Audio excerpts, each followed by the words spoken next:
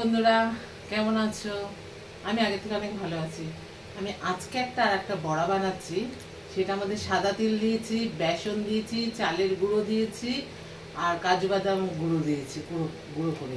আর মধ্যে নুন হলুদ দিয়েছি আর দিয়েছি একটা শাক আলু কুচি কুচি করে কেটে। দেখো আমি বানাচ্ছি।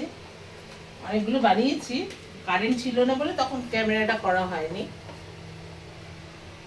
এই দেখো দিচ্ছি।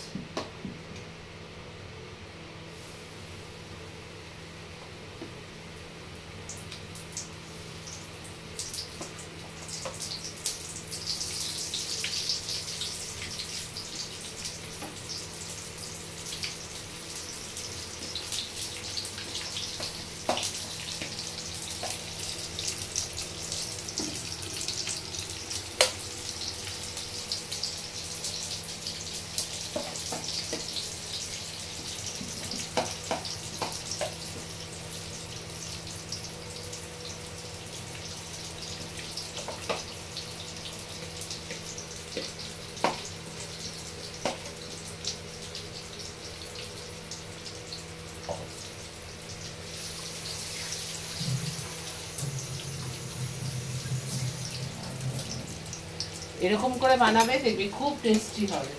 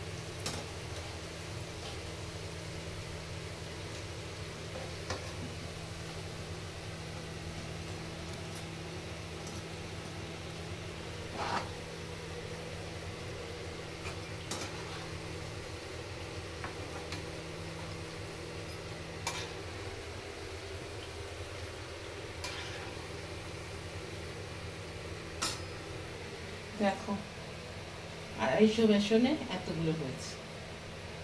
আর তোমরা বানিয়ে খেও। কি দিয়েছি মনে আছে তো?